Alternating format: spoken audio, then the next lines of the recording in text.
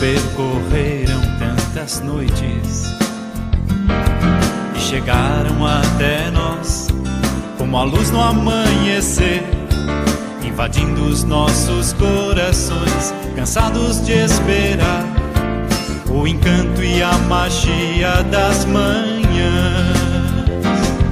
Os teus sonhos foram muito mais além do que os teus pés pisaram. Os teus sonhos irão muito mais além de onde já chegaram.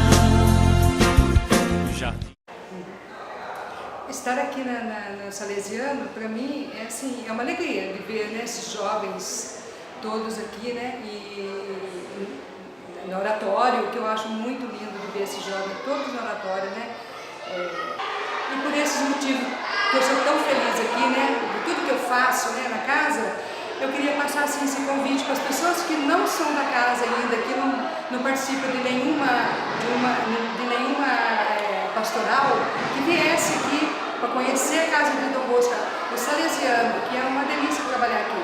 Então eu faço esse convite para as pessoas que não são participantes aqui, que venham conhecer a casa.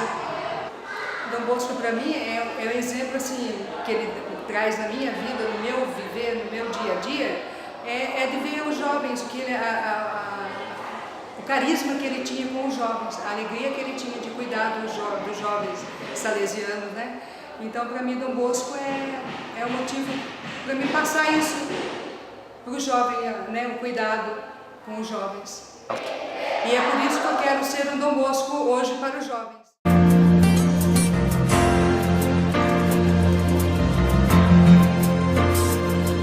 Os teus sonhos percorreram tantas noites e chegaram até nós como a luz no amanhecer, invadindo os nossos corações, cansados de esperar o encanto e a magia das manhãs.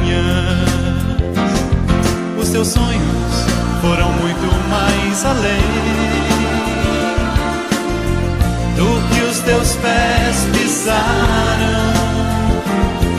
Os teus sonhos irão muito mais além